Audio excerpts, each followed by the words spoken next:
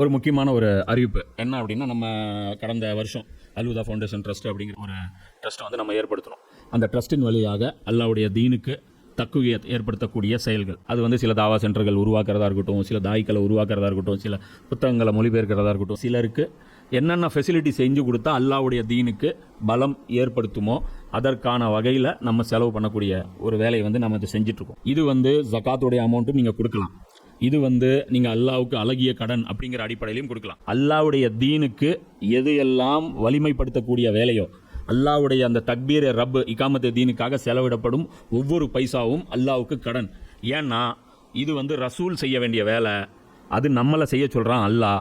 அதனால் இதுக்கு full and full incharge எல்லாம் என்ன எடுத்துக்கிறான், இது எனக்காக நீ கொடுத்த கடன் சொல்கிறான். அல்லாஹ் ரப்புல் ஆலமீன் அவன் கொடுத்த காசுக்கு அவனுக்கே நம்ம கடன் கொடுக்கக்கூடிய ஒரு மகத்தான வாய்ப்பு வந்து இந்த பணி. இந்த பணியை வந்து நம்ம செய்கிறோம். இந்த ஒரு பணியை மட்டும்தான் நம்ம செய்கிறோம். அல்லாஹ்வுடைய தீனை சரியான விதத்தில் முஸ்லீம்களுக்கு புரிய வைத்து அதன் மூலமாக அல்லாஹ்வுடைய தீனை வந்து வலுப்படுத்துவது, இந்த ஒரே இலக்குக்காக நாம் வந்து அந்த ஒரு ட்ரஸ்ட் வச்சுருக்கோம். இதுடைய பொருளாதாரம் நிறைய தேவைப்படுது. இப்போ வேலை செய்யத்தான் நமக்கு முதல்ல ஒரு நிலம் மட்டும் வாங்குறதுக்கு, ஒரு பில்டிங் கட்டுறதுக்கான பணி மட்டும் இருந்தால் போதும்னு நினச்சோம். ஆனால் சர்க்கிள் பெருசாக ஆக நிறைய பணம் தேவைப்படுது. நீங்கள் எந்த அளவுக்கு கான்ட்ரிபியூட் பண்ணுவீங்களோ அந்த அளவுக்கு நாமளும் வந்து அந்த வேலைகளை வந்து சிறப்பான முறையில் செய்ய முடியும். அதனால் ஒவ்வொருத்தரும் உங்களால் முடிஞ்ச உங்களுடைய பங்களிப்புகளை இன்ஷா அல்லாஹ் நீங்கள் கொடுங்க. أعوذ بالله من الشيطان الرجيم بسم الله الرحمن الرحيم إن الحمد لله نحمده ونستعينه ونستغفره ونؤمن به ونتوكل عليه ونعوذ بالله من شرور أنفسنا ومن سيئات أعمالنا من يهده الله فلا مضل له ومن يضلل فلا هادي له وأشهد أن لا إله إلا الله وحده لا شريك له وأشهد أن محمدا عبده ورسوله أما بعد اللهم صل على محمد وعلى آل محمد كما صليت على إبراهيم وعلى آل إبراهيم إنك حميد مجيد اللهم بارك على محمد وعلى آل محمد كما باركت على إبراهيم وعلى آل إبراهيم إنك حميد مجيد رب اشرح لي صدري ويسر لي أمري واحلل عقدة من لساني يفقهوا قولي. இன்றைக்கி வந்து குரான் கிளாஸ் நம்பர் 150 115. டேட் வந்து 13 ஷவ்வால் 1447, ஏப்ரல் 1 2026. இதில் மெஜாரிட்டி மக்கள் இன்றைக்கி இதை செலிப்ரேட் பண்ணுற நிலமையில் தான் இருக்கும், முட்டாள்களை. இப்போது பார்க்க போகிற வசனம் வந்து 7வது அத்தியாயம் 148. எல்லாம் வந்து ரசூல்மார்களுடைய அந்த வரலாறுகளை எல்லாம் சொன்னான். சொல்லிவிட்டு அதுக்கப்புறம் மூசா அலைஹிஸ்ஸலாமுடைய வரலாறு அது மட்டும் விரிவாக வந்து எல்லாம் சொல்லிட்டு வரோம். அப்போ அதில் மூசா அலைஹிஸ்ஸலாமுடைய அந்த வரலாறில் கூட மூசா அலைஹிஸ்ஸலாம் வெர்சஸ் ஃபிரௌன் அந்த பேட்டில், அதாவது ஒரு நபி குற்றவாளிகள், இந்த கான்ஃப்ளிக்ட் வந்து முடிஞ்சிருச்சு. சரியா? இவர்களுடைய அந்த கான்ஃப்ளிக்ட் வந்து முடிஞ்சிருச்சு. அதுக்கப்புறம் ஜென்ரலாக ஒரு உபதேசம் வந்து அல்லாஹ் கன்க்ளூடாக வந்து அல்லாஹ் சொல்கிறான். அதுக்கப்புறம் ஒரு உம்மத்துடைய உருவாக்கம் தொடங்குது. பனி இஸ்ராயல்களுக்கு வந்து ஒரு உம்மத்தாக அல்லாஹ் வந்து ஒரு அப்பாயின்மெண்ட் வந்து கொடுக்குறான். இதுதான் பூமியில் உருவாக்கப்பட்ட முதல் சமுதாயம்.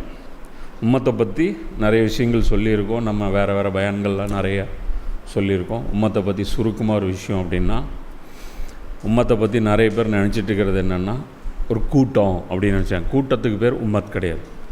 பள்ளிவாசலில் ஜமாத் இருக்குது, அது உம்மத்தா? அது உம்மத்து கிடையாது. புரியுதா? அது ஒரு கூட்டம். அது வந்து வரும், தொழுகையில் மட்டும் நிற்கும், அதுக்கப்புறம் பிரிஞ்சு போயிடும். இதுக்கு பேர் வந்து உம்மத்து கிடையாது.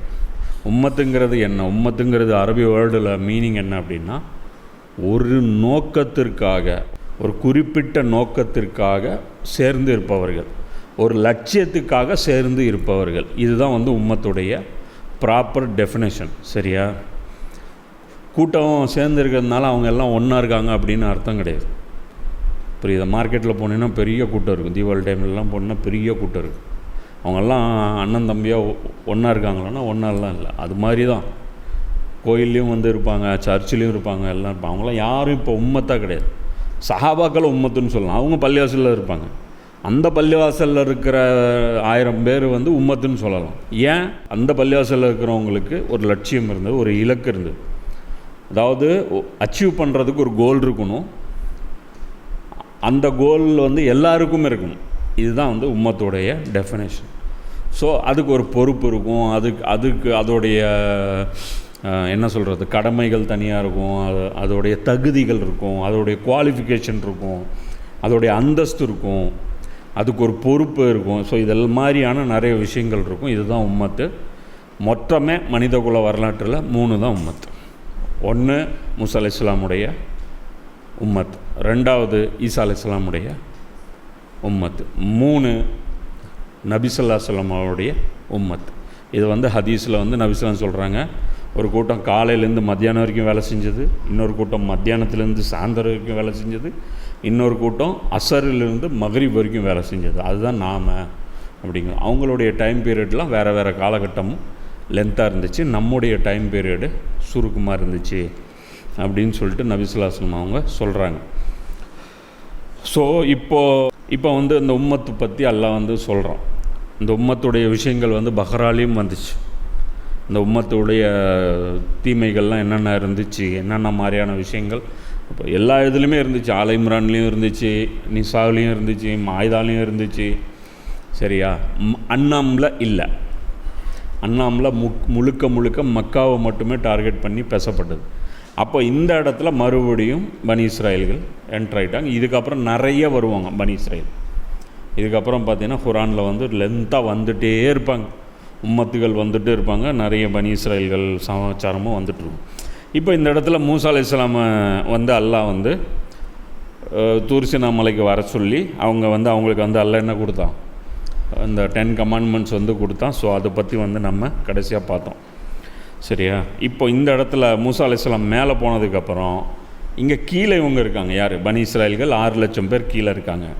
அப்போ இவங்களை பற்றி அல்லாஹ் வந்து இந்த இடத்துல சொல்கிறான். மூசா சினாய் மலைக்கு சென்ற பிறகு அவருடைய சமூகத்தார் தங்களுடைய ஆபரணங்களை உருக்கி கன்றுக்குட்டியின் வடிவத்தை உருவாக்கி வணங்கினார்கள். அதற்கு மாட்டின் சப்தம் இருந்தது.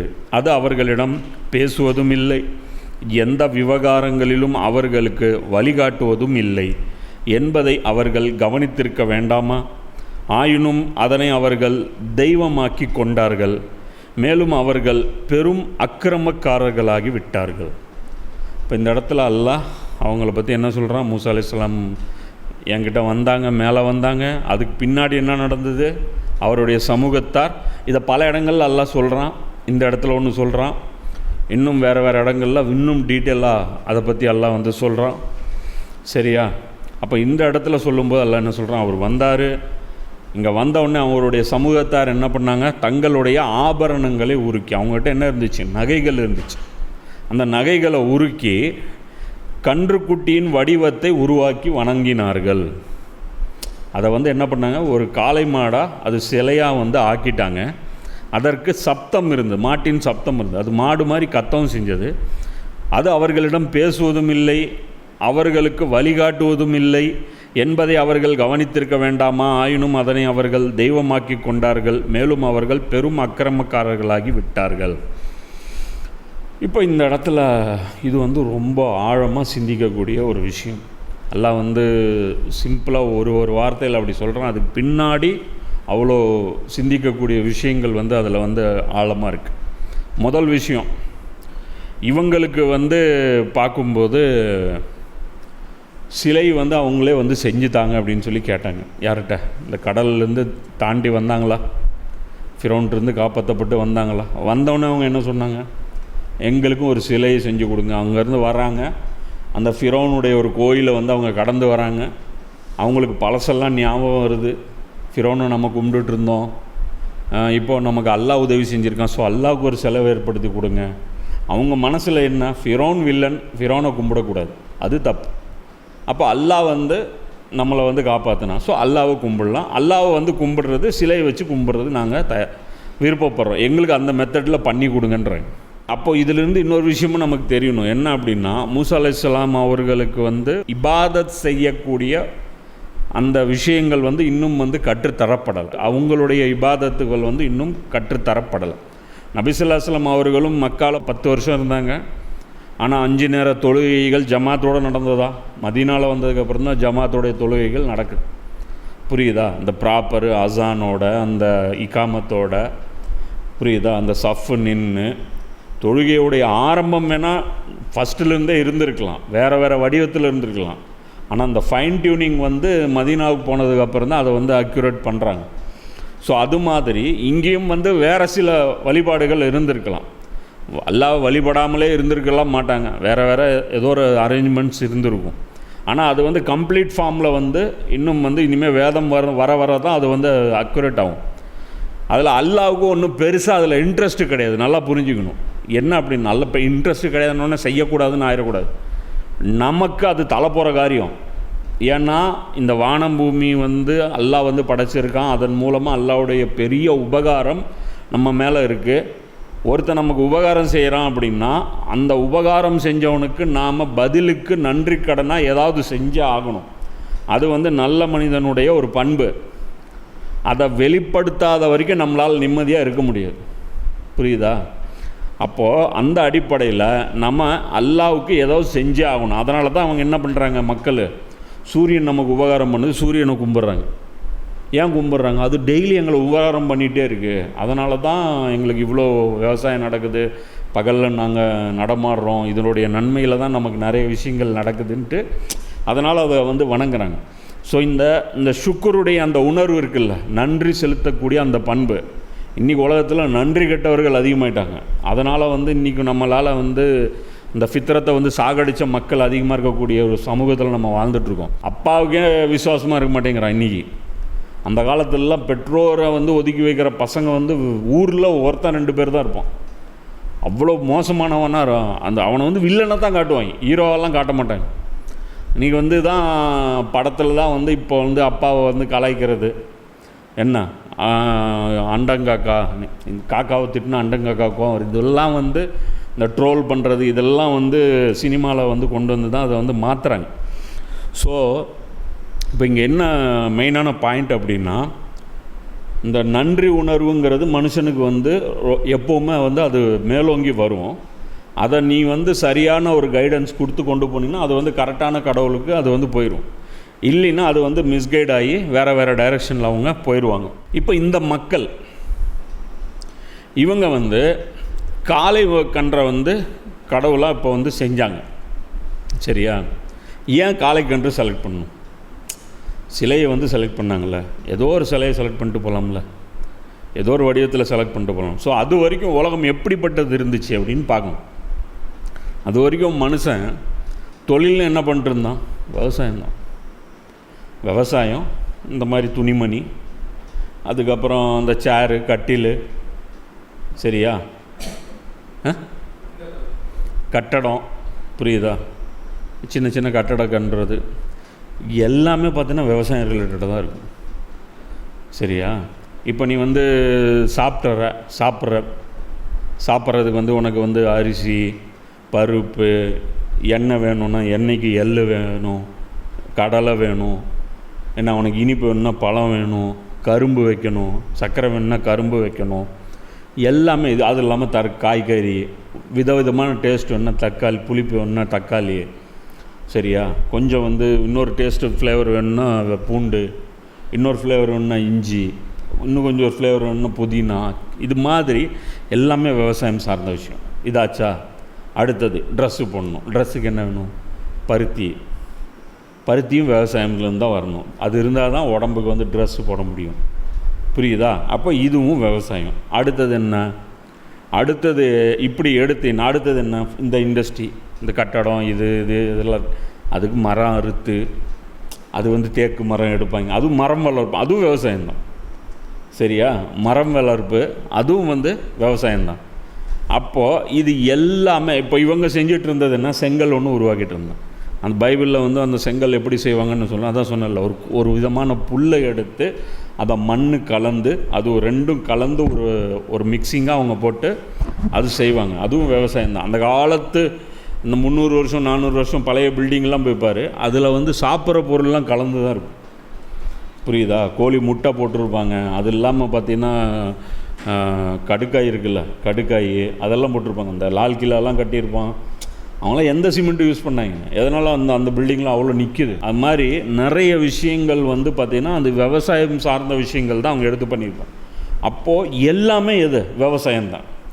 அப்போ விவசாயத்துக்கு பெரிய உதவி யார் மூலமாக கிடைக்கிது? சூரியன் மூலமாக. சூரியன் தான் ஆல்ரெடி வணங்கிட்டு இருக்காங்க அவங்க, சூரிய கடவுள். இப்போ சூரியன் பெற்ற புள்ள தான் யார்? சூரிய வம்சம் நம்ம ஃபிரௌன் ஆயிடுச்சா? அப்புறம் இதுக்கப்புறம் மனுஷனுக்கு பயன் தர்றதுன்னு ஒன்று எடுத்தீங்கன்னா மாடு தான். விவசாயத்தில் செகண்ட் பிக்கஸ்ட் ரோல் யாருக்கு? மாடு தான். மாடு தான் என்ன பண்ணுது? ஏர் உழுவுது. கிணறு இருந்ததுன்னா தண்ணீர் இறைச்சி கொடுக்கும். அது வந்து ஒரு சக்கரை மாதிரி, ஒரு இந்த ஜாயிண்ட் வீலில் சுற்றுறீங்கள, பக்கெட்டாக இருக்கும்ல, அது மாதிரி பக்கெட்டாக அங்கே இருக்கும். புரியுதா? மாட்டை வந்து ஒரு இடத்துல அப்படி சுற்ற வச்சுருப்பாங்க. அதுக்கு ஒரு கனெக்ஷன் மாதிரி கொடுத்து அது இருந்தால் அது வந்து பக்கெட்டாக இப்படி தண்ணி வந்து இப்படி வந்து சுற்றி அது வந்து தள்ளி கீழே ஓடையில் ஓடும். அதுதான் பம்பு செட்டு. மாடு தான் பம்பு, மாடு தான் டிராக்டரு, மாடு தான் லாரி. புரியுதா? எந்த உயிரினமும் மாடு சுமக்கிற அளவுக்கு வெயிட்டை வந்து சுமக்காது. நீ வந்து யானை என்ன தான் பலசாலியாக இருந்தாலும் அது மேலே வச்சு ஒரு வண்டிலாம் நீ கட்ட முடியாது. ஆனால் மாடு வந்து ப்ராப்பராக அதோடைய அந்த முதுகு இப்படி இருக்கும் பார், அந்த இதில் அப்படி அதுக்கு மட்டும்தான் முதுகு அப்படி கொடுத்துருப்போம். அதில் அதை மாட்டி விட்டின்னா அந்த வண்டி அப்படி அது தாண்டி போகாது. மாட்டுடைய இது என்னென்னா, மாடில் ஏறி உட்காந்தேன்னா 2 பேர் ஏறி உட்காந்தா கூட மாடு போகாது. ஆனால் எவ்வளோ சரக்கு தெரியல, வெயிட்டு ஒரு 500 கிலோ அந்த மாதிரி இருக்கலாம். அந்த அளவுக்கு வெயிட்டு வச்சின்னா அது இழுத்துட்டு போகும். நம்ம இங்கே கருங்கல்பாளையம்லாம் போனீங்கன்னா இந்த பயங்கரமான பெரிய பேல்லாம் வந்து பார்த்தோன்னு வச்சுக்கோ, இவ்வளோ பெரிய பேல் எடுத்துகிட்டு போவாங்க. அது பயங்கரமான ஹெவி வெயிட் மாடு இருக்கும். அதை எடுத்துகிட்டு வந்து அவங்க பாட்டுக்கு போயிட்டே இருப்பாங்க. அப்போது மாடு தான் டிராக்டரு, மாடு தான் மோட்ரு, என்ன மாடு தான் லாரி, என்ன மாடு தான் யூரியா, மாடு தான் கேஸு. உனக்கு சாப்பிட்றதுக்கு மாட்டுடைய சாணி தான். நீ வந்து அதை வந்து இது பண்ணி தான் காய வச்சு தான் நீ வந்து விறகுல போட்டு சமைப்பாங்க. சரியா? அது இல்லாமல் மாடு பால் கொடுக்கும். அந்த பால் வந்து நீ டைரெக்டாக கன்சியூம் பண்ணலாம், குழந்தைக்கு கொடுக்கலாம். உடம்பு உனக்கு ஹீட் ஆயிடுச்சுன்னா தயிர் பண்ணலாம், அதுலேருந்து மோர் எடுக்கலாம், அதுலேருந்து வெண்ணெய் எடுக்கலாம், அதுலேருந்து நெய் எடுக்கலாம். அதெல்லாம் மருத்துவத்துக்கு யூஸ் பண்ணலாம். சரியா? எல்லா வகையிலையும் மாட்டுடைய சாணி, சிறுநீர், அது இதுன்னு எல்லாமே. மாடு போடுற குட்டி போட்டுச்சுன்னா ப்ரொடக்ஷன், அது மாடு டபுள் ஆயிடுச்சு, விருத்தி ஆயிடுச்சு, மாடு பல்கி பெருகிருச்சு, அது பெரிய அமௌண்ட்டுக்கு விற்கலாம். புரியுதா? அப்போ மாடு தான் கேஷு.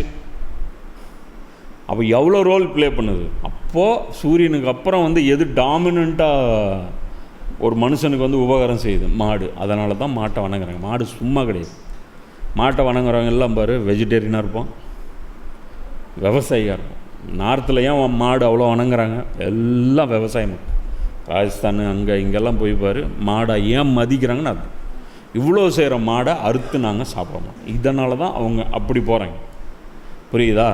இப்போ இன்றைக்கி நமக்கு மாட்டுடைய பெனிஃபிட்டு, இப்போ நீ ஈரோட்டில் எத்தனை மாடு இருக்குது?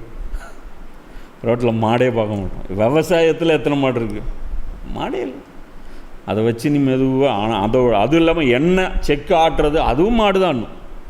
உனக்கு மிக்சி, கிரைண்டரு எல்லாமே மாறு தான். அப்போ ஆல் இன் ஒன் மிஷின் அது. அப்போது அது மேலே ஒரு தனி பாசம் அவங்களுக்கு இருக்கும். அது வந்து அறியாமல் ஜாகிலியத்தில் இருக்கிற மக்களுக்கு இருக்கும். நம்மளை பொறுத்த வரைக்கும் இது எல்லாமே அல்லாஹ் படைச்சது. இது எல்லாமே ப்ராடக்ட்டு. நம்ம ப்ராடக்ட்டுக்கு நன்றி செலுத்த மாட்டோம், ப்ராடக்டுடைய மேனுஃபேக்சருக்கு நம்ம நன்றி செலுத்தும். இவங்க ப்ராடக்ட்டுக்கு நன்றி செலுத்துகிறாங்க. புரியுதா? நாம் என்ன சொல்கிறோம்? உண்மையான கிரெடிட்டு ப்ராடக்ட்டுக்கு போகக்கூடாது, ஓனருக்கு தான் போகணும். இப்போ காருக்கு போய் இப்போ BMW கார் வேணும், நம்ம வந்து அந்த காருக்குன்னு ஒரு பேங்க் அக்கௌண்ட் இருக்குமா? அந்த கம்பெனிக்கு தான் பேங்க் அக்கௌண்ட் இருக்கும், அந்த மேனுஃபேக்சருக்கு தான் அக்கௌண்ட் இருக்கும். நான் போய் இல்லை உங்கள் எல்லாம் தர மாட்டேன், எனக்கு காரு தான் வந்து எனக்கு பயன் தருது, அதனால் நான் காசுன்னு கொடுத்தா கார்கிட்ட தான் கொடுப்பேன், அதுக்கிட்டேருந்து எவனும் எடுக்க நான் விட மாட்டேன். கார்கிட்டேருந்து நீங்கள் காசு பிடுங்கக்கூடாது. யார்? கம்பெனியில் போய் கார்கிட்டேருந்து நீங்கள் காசு பிடுங்கக்கூடாது. அதுதான் எனக்கு வேலை செய்யுது. நீங்கள் ஒன்றும் வேலை செய்யணும். உன் புக்கு வச்சுக்கோ, புக்கில் உட்காந்து என்னால் போக முடியுமா, சவாரி பண்ண முடியுமா? என் ஃபேமிலி உயிரை காப்பாற்றிச்சு இந்த காரு, அதனால் அந்த காருக்கு தான் காசு கொடுப்பேன். இந்த மாதிரிலாம் வளர்னா என்ன சொல்லுவோம்? புரியுதா? அது மாதிரி ப்ராடக்ட்ஸை வணங்குறவங்க இதுதான் ஃபிலாசபி அவங்களுக்கு. அவங்க கான்செப்ட் என்னன்னு கேளுப்பார், இதுதான் சொல்லுவாங்க. அது எவ்வளோ ஏன் வணங்குறீங்கன்னு கேட்டால் கடைசியாக இதுதான் சொல்லுவாங்க. அது நமக்கு எவ்வளோ ஹெல்ப் பண்ணிச்சு தெரியுமா? அது பண்ணிச்சா, அதை பண்ண வச்சானா, அதுக்கு மட்டும் கேளுங்க. வாய் இருந்துச்சுன்னா, ஏப்பா விரும்பி தான் என்னை ஹெல்ப் பண்ணிகிட்ருக்கிறியான்ட்டு என்ன சொல்லும்? அடி பின்னி எடுத்துருவோம் மாவனை போட்டு சாட்டையில் பில்லுன்னு அடிச்சுட்டு, நான் தான் போயிட்டுருக்கிறேன்ல, ஸ்பீடு பத்தலையே உனக்கு, போட்டு சட்டீர்னு அழிக்க. நான் திட்டமாட்டேன், என் வாயில் கெட்ட வார்த்தை வராதுங்கிறதுனால தானே இப்படி பண்ணுறது. நெஞ்செடுத்து அது மாடு முட்டிச்சுன்னு ஜல்லிக்கட்டில் பிடிக்கிறோம்ல, ஏதாவது ஒரு மாட்டை வந்து அடக்கியே தீரணுன்னு உட்காருங்க. 1 to 1 ஒரு மாட்டை 100 பேர் சேர்ந்து அதை பண்ணும்போது எவனோ ஒருத்தன் அசந்த சமயத்தில் கொஞ்சம் தூரம், அது ஒரு 50 மீட்டர் ட்ராவல் பண்ணி மாட்டை அடக்கிட்டோங்கிறான்.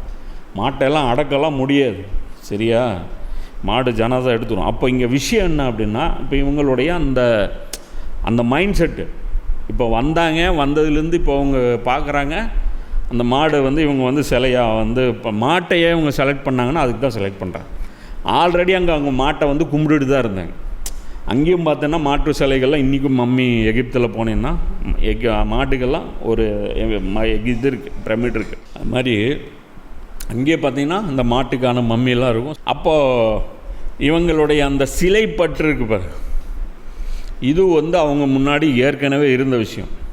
அவங்க அதை கேட்டுக்கிட்டே இருந்தாங்க. மூசா அலைஹிஸ்ஸலாம்கிட்ட தரல. டக்குன்னு ஒரு டீம் அங்கே ஆக்டிவ் ஆயிடுச்சு, கலெக்ட் பண்ணுறாங்க. சிலை வாங்க இது பண்ணலாம் அப்படின்ட்டு. அதான் நான் சொன்னல, ஒரு 30 நாள்னாரு 40 நாள் ஆகிப்போச்சு. அப்போது 40 நாள் ஆனோன்னா இவனுக்கு போனதுலேருந்தே ஒரு மாதிரியாக மைண்டில் இருந்தானுங்க. அதுக்கப்புறம் ஒன்றும் ரிப்ளை வரக்கானோம்.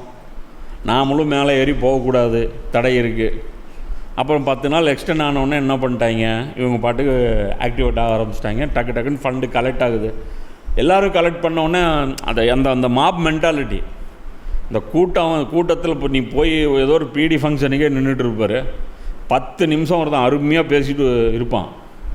அப்புறம் அவன் பேச்ச முடிக்கும்போது எவனும் கை தட்ட மாட்டான். எவனா ஒருத்தன் ஒரு தட்டு தட்டினா அடுத்தது படப்படன்னு எல்லோரும் தட்ட ஆரம்பிச்சிடும்.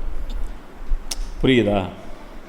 அது மக்களுடைய மென்டாலிட்டி. அது ஒருத்தன் தட்டுனா உடனே ஒரு 10 பேர் 4-5 பேர் தட்டிட்டா அதுக்கப்புறம் எல்லாருமே தட்ட ஆரம்பிச்சிடும். ஸோ அது மாதிரி அங்கே வசூலாகும்போது அங்கே ஒரு சிச்சுவேஷன் எப்படி கிரியேட் ஆயிடுச்சுன்னா, அந்த மாட்டுக்கு வந்து மெஜாரிட்டி வந்து அப்ரூவல் வந்து கிடச்சிருச்சு. ஆளுக்கு வந்து எடுத்து செலை செய்யணுன்னு எடுத்து கொடுக்குறத பார்த்து ஆளுக்கு கொடுக்குறாங்க. அவங்க கொடுத்துட்டாங்க, போட்டி போட்டு கொடுப்பேன். அவர் 2 பவுன் கொடுத்தா நான் 3 பவுன் கொடுப்பேன். இப்படி மாறி அவங்க வந்து கொடுக்குறாங்க. அதே மாதிரி இந்த இடத்துல இன்னொரு விஷயம் புரிஞ்சுக்கணும். இப்போ இந்த சிலை எப்படிப்பட்டது செய்யுதுன்னா, அது காற்று வந்து ஒரு இடத்துலேருந்து உள்ளே வருது. உள்ளே வந்து அது வெளியே வரும்போது அம்மா அப்படிங்கிற மாட்டின் சப்தம் மாதிரியே அது வருது. சில சங்கு இருக்குது, சில சங்கெல்லாம் அப்படி வச்சு பிடிச்சின்னா அதுலேருந்தே அப்படியே புல்லாங்குழல் மாதிரி சவுண்டெலாம் வர வைக்கும். அது காற்று அப்படி ட்ராவல் பண்ணுற மாதிரி ஒரு ஃபேன் வச்சின்னா அப்புறம் அதில் போகிற மாதிரிலாம் சவுண்டை வந்து நம்மளால் ஏற்படுத்த முடியும். சரியா? அந்த புல்லாங்குழல் எடுத்தினாலும் என்ன, அது காற்று தானே சவுண்டை வந்து கொடுக்குது. அது மாதிரி ஒரு மாட்டு சிலை வந்து ஒரு டெக்னாலஜியில் செய்கிறாங்க. அது செஞ்ச டெக்னாலஜி எப்படிப்பட்டது இருக்குன்னா, அது வச்சா அது வந்து சத்தம் வந்து அது வந்து அப்படியே வந்து அது கொடுக்குது. எந்த மாதிரி சத்தம் கொடுக்குது? மாடு சத்தமே கொடுக்குது. இது வந்து அந்த சிலையோடைய ஒரு ஃபார்மெட்டில் அது செய்கிறாங்க. சரி, இது இவங்களால் எப்படி செய்கிறாங்க அப்படின்னா, எந்த ஊரில் அது மாதிரியான அந்த டிமாண்ட் என்ன இருக்கோ அந்த டிமாண்டுக்கு தகுந்த மாதிரி சப்ளை வந்து இருக்கும். புரியுதா? அப்போ அந்த ஊரில் வந்து இப்போ உதாரணத்துக்கு விநாயகர் சதுர்த்தி ஃபங்க்ஷன் வருது. அப்போ அந்த டைமில் மட்டும் பார்த்தீங்கன்னா ஊரில் எங்கே பார்த்தாலும் விநாயகர் சிலை செஞ்சுக்கிட்டே இருப்பாங்க. அப்போ அதில் வந்து வேறு மெட்டீரியலில் வரும். சுத்தமான மண்ணில் செஞ்சது, அது வந்து ஆர்கானிக்கு, கரைஞ்சிரும் அப்படின்னு சொல்கிறது வரும். அதே மாதிரி கலரு வரும், லைட் எரியிற மாதிரி வரும். புரியுதா? அதிலே வந்து விநாயகர் வந்து குழந்தை விநாயகர் மாதிரி. சில பேர் பார்த்திங்கன்னா இந்த ஐபிஎல்லாம் வச்சுட்டு விநாயகர் அந்த மாதிரிலாம் சிலை செய்வாங்க. சிஎஸ்கே ஃபேன் மாதிரியெல்லாம் போட்டு 7ஆம் நம்பர் ஜெர்சியெல்லாம் போட்டு விநாயகரும் செய்வாங்க. அப்போ என்னென்னா, இந்த ஊரில் விற்க முடியும் அப்படிங்கும்போது அந்த வியாபாரிகளும் என்ன பண்ணுவாங்க, மக்களுக்கு தகுந்த மாதிரி செய்ய ஆரம்பிச்சிருவாங்க. அப்போ இவங்கக்கிட்ட வந்து அந்த டிமாண்டு மாட்டு சிலைக்கு இருந்துச்சு. மாடு சிலைங்கிறது உயர்வானதாக கருதப்பட்டுச்சு. அப்போ அந்த டைமில் இப்படி ஒரு யூனிக்கான ஒரு டிசைனில் செய்யக்கூடிய ஒரு திறமை இவனுக்கு இருந்திருக்கு. யாருக்கு? சாமிரிக்கு. இவன் சாமிரி யாருங்கிறது ஒரு மிஸ்டீரியஸ் பர்சன். அவன் வந்து பைபிளில் காணோம். பைபிளில் அவன் வந்து ஆளே முழுங்கிட்டாங்க. குரான் வந்து அவன் யாருங்கிறது சொல்லுது. ஆனாலும் குரான் வந்து இன்னும் வந்து அவனை வந்து ரிவீல் பண்ண மாட்டேங்குது. அது வந்து தாஹாலா இன்ஷால்லா 20 அத்தியாயத்தில் வரும்போது அந்த இடத்துல நம்ம டீட்டெயிலாக அதை பற்றி பேசுவோம். இப்போ இதில் சில கோயில்களை வந்து மௌலானா அமீன் ஹசன் இஸ்லை வந்து எகிப்துக்கு வந்து அவர் போகிறார். எகிப்தோ அல்லது வேறு ஏதோ பகுதி, எகிப்து தான் நினைக்கிறேன். ஃபிரௌனுடைய கோயில்கள் வந்து அங்கே இருக்குது. சும்மா அது ஒரு விசிட்டாக பார்க்குறதுக்கு போகிறார். அங்கே போனால் என்ன பண்ணியிருக்காங்கன்னா, அங்கே பல ஃபிரௌன்கள் சிலை இருக்குது, ஒவ்வொரு மன்னருடைய சிலை இருக்குது. அந்த மன்னருடைய பர்த் டேட்டு வந்து அந்த சிலை கீழே போட்டு வச்சுருக்காங்க. இவர் வந்து ஜூன் 1, இவர் வந்து ஏப்ரல் 10, இவர் வந்து அக்டோபர் 27, அந்த மாதிரி ஏதோ ஒன்று அவங்க வச்சுருந்த ஒரு சூரிய கேலண்டர் படி ஏதோ ஒரு டேட் படி அவங்க போட்டிருக்காங்க. இப்போ அதுக்கு வந்து அவங்க என்ன பண்ணியிருக்காங்கன்னா, செட்டப் எப்படி அந்த கோயிலோடைய அந்த இது செஞ்சுருக்காங்கன்னா, ஒரு ஜன்னல் மாதிரி ஒன்று வச்சுருக்குறாங்க. கரெக்டாக அந்த செப்டம்பர் 5ஆம் தேதி இவனுக்கு பிறந்த நாள்னா அன்னைக்கு உதிக்கிற சூரியனுடைய முதல் அந்த இது கதிர் காலையில் வந்து 6:30க்கு அப்படி ரைஸ் ஆகுதுன்னு வச்சுக்கோ. அந்த வெளிச்சம் வந்து அப்படியே அந்த ஃபிரௌனுடைய நெத்தியில் இப்படி அடிக்கிற மாதிரி.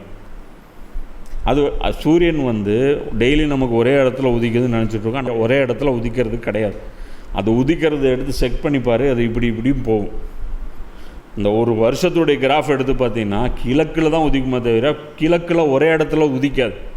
அது தள்ளி தள்ளி தள்ளி போகும். திடீர்னு இப்போ நீங்கள் ஒரு தென்னை மரம் கணக்கு வச்சுக்கோ. அந்த தென்னை மரத்துக்கு கொஞ்சம் இந்த பக்கத்தில் ரைட்டில் ஆரம்பித்து லெஃப்டில் ஆரம்பித்து அப்படி மாறி மாறி தான் உதிக்கும், ஒரே இடத்துல உதிக்காது. அது மாதிரி அந்த சூரியன் வந்து அந்த ஏப்ரல் 5ஆம் தேதினா அவர் நெத்திக்கு அது அடிக்கும்போது என்ன அர்த்தம் பார், சூரியன் அப்பா, இவர் சூரிய வம்சம் கரெக்டாக பார். இன்னைக்கு காலையில் கதிர் எங்கே அடிக்குது, அவருக்கு தான் அடிக்குது. அப்போ அவருக்கு ஆசீர்வாதம் இல்லைன்னா இப்படி வருமா? இவனை பொறுத்த வரைக்கும் நம்ம டெய்லி சூரியன் இப்படி தான்ப்பா வருது, ஆனால் 7ஆம் தேதி ஆச்சுன்னா அவர் நெத்தியில் தான் அடிக்கும். இப்படி தான் அவர் பார்த்துட்டு என்னடா அது சூப்பராக பண்ணிங்க. இது வந்து பார்த்திங்கன்னா அக்டோபர் 2 காந்தி ஜெயந்திக்கு வந்து நீங்கள் குஜராத்தில் வந்து காந்திக்கு வந்து நினைவு மண்டபம் கட்டியிருக்காங்க. அந்த இடத்துல போனீங்கன்னா காந்தியுடைய ஒரு அஸ்தி வச்சுருக்காங்க. அவரை எரித்து அந்த ஒரு இது மாதிரி ஒரு சட்டியில் வச்சுருப்பாங்க. அது பார்த்தீங்கன்னா அக்டோபர் 2ஆம் தேதி அதில் வந்து சூரியன் வந்து வெளிச்சம் அடிக்கும். அப்போது இது ஃபிட் பண்ணியாச்சா, இவர் சூரியனுடைய பையன் சொல்லியாச்சு.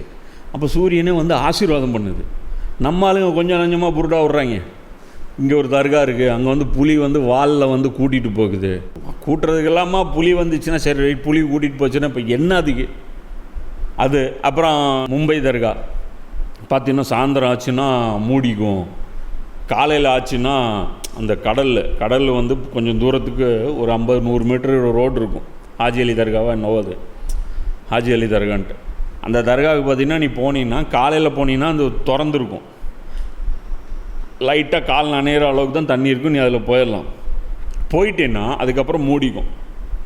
அதுக்கப்புறம் நீ சாயந்தரம் ஆச்சுன்னா ரிட்டன்னு வர முடியாது. புரியுதா? இது வந்து பெரிய இதாக சொல்லுவாங்க பாருங்களேன், எங்கள் அவுளியாவுடைய சக்தின்னா அது ஒன்றும் கிடையாது. பீச்சில் இது இயல்பாக நடக்கிற விஷயம். சந்திரன் வந்துருச்சுன்னா கடல் தண்ணி வந்து மேலே வரும், பூமியில் வந்து இழுக்கும். அப்போ அலைகள் வந்து கடற்கரையிலேருந்து இன்னும் கொஞ்சம் பெருசு வரும். அப்புறம் கடலுடைய அலையும் வந்து வீசி இதாக இருக்கும். ஸோ இவனுங்க அதை கரெக்டாக கட்டிட்டேன். இப்போ கட்டினீங்கள, இப்போ அந்த தர்காவுக்கு தான் சக்தி இருக்குது, அந்த அவுளியா அவ்வளோ பவர்ஃபுல்னா இன்னும் ஒரு 1/2 கிலோமீட்டர் தள்ளி கட்டுங்க. சரியா? இன்னும் ஒரு 1/2 கிலோமீட்டர் தள்ளி கட்டு. அந்த இடத்துல தர்கா இல்லை, அந்த இடத்துல வந்து என்னத்தை கட்டினாலும், ஒரு ஸ்கூலை கட்டுங்க, ஒரு ஆஸ்பத்திரியை கட்டுங்க, என்ன எதை வேணாலும் கட்டுங்க. அந்த இடத்துல ஓப்பன் தான். வீடு கட்டுங்க, என்ன வேணாலும் கட்டுங்க, மார்க்கெட்டை கட்டுங்க, ஷாப்பிங் மால் கட்டுங்க, என்ன கட்டினீங்கனாலும் அதுதான் நடக்கும். அது வந்து ஃபிசிக்கலாக நடக்கிறது. சரியா? அதனால் வந்து இதெல்லாம் வச்சு புருடா பண்ணி இப்படி தான் சிறப்பு சேர்த்தி விட்றது. சரியா? பாமர மக்கள் என்ன பண்ணுவாங்க, ஓ நெத்தியில் அடிக்குது இல்லையா, அப்போ நம்மால் பெரிய ஆளாருக்கு போய் தானே அடிக்குது அப்படின்னு சொல்லிட்டு சொல்லுவாங்க. நல்லா அடுத்தது கேட்குறேன் பாரு, என்னென்னா அது அவர்களிடம் பேசுவதும் இல்லை. கடவுள்னு கொண்டாந்து முன்னாடி அதை நிப்பாட்டிட்டு இதுதான் கடவுள்ன்ட்ட எது மாட அவர்களுக்கு வழிகாட்டுவதும் இல்லை என்பதை அவர்கள் கவனித்திருக்க வேண்டாமா? ஆயினும் அதனை அவர்கள் தெய்வமாக்கி கொண்டார்கள். மேலும் அவர்கள் பெரும் அக்கிரமக்காரர்களாகி விட்டார்கள். தெய்வம்னா சாதாரண விஷயமா? கடவுளுங்கிறது என்ன விளையாட்டாக போச்சா? எல்லாம் கேட்குறேன். கடவுள்னா என்ன விளையாட்டாக போச்சா? சும்மா ஒரு பொம்மையை கொண்டாந்துட்டு வச்சுட்டு இது சவுண்டு எப்படி வருதுன்னு தெரியல, சொல்ல முடியாதுன்னா உன்னால் பதில் சொல்ல முடியலன்னா அதுக்கு நான் கடவுள்னு ஒத்துக்கணுமா? புரியுதா? இந்த டேப் மாதிரி என்னால் செய்ய முடியாது, இந்த மைக் மாதிரி என்னால் செய்ய முடியாது, இதுக்குள்ளே என்னென்ன இருக்குதுன்னு கூட எனக்கு தெரியாது, அதனால் நான் தோல்வியை ஒத்துக்கிட்டு இது கடவுள்னு ஒத்துக்க முடியுமா? இது சாதாரண ஒரு ஃபிசிக்கல் ஒரு ஸ்ட்ரக்சர், அவ்வளோதான். இப்போ இதுக்கெல்லாம் அவ்வளோ ஒருத்தெல்லாம் கொடுக்கூடாது. கடவுள்னால் எவ்வளோ பெரிய ஒரு விஷயம், அல்லாஹ் அதான் கேட்குறான். அதனால தான் அவங்க என்ன சொல்கிறாங்க, கடவுளுங்கிறது வெறும் வணங்குவதற்கான ஒரு பொருளாக மட்டும்தான் பார்க்குறாங்க. இப்போ அல்லாஹ் சொல்கிறான் கடவுளுடைய டெஃபினேஷன்.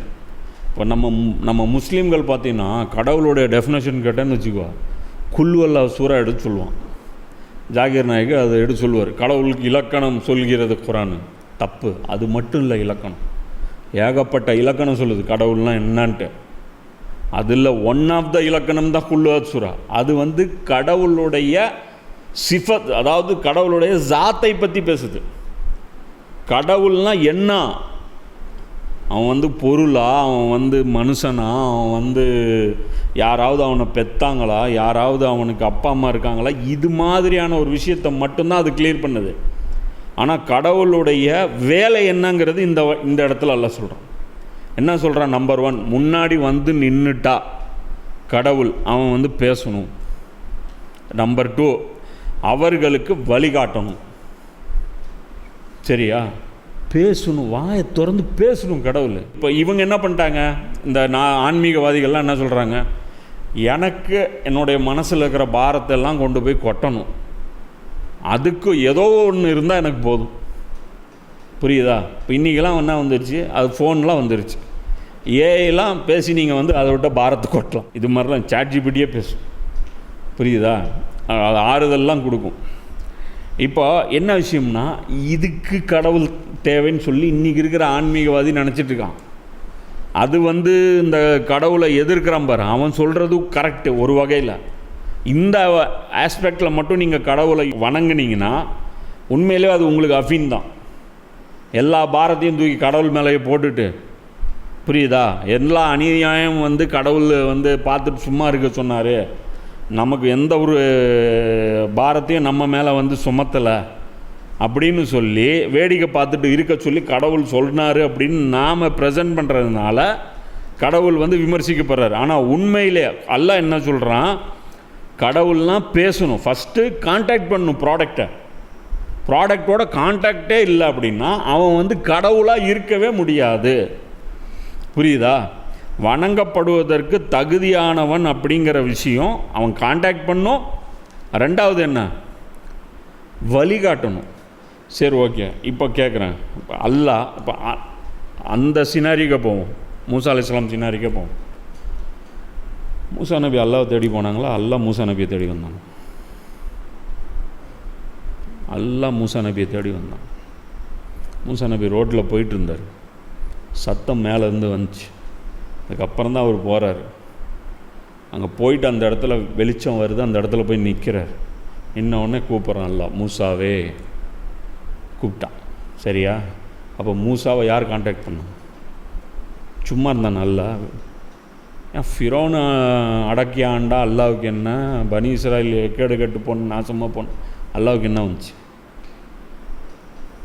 பனி இஸ்ராயிலை மீட்டெடுக்கணும், அவங்க ரொம்ப நசிக்கப்பட்டிருக்காங்க, அவங்களுடைய தரம் உயர்த்தணும், அதுக்கு ஒரு தலைவர் வேணும்.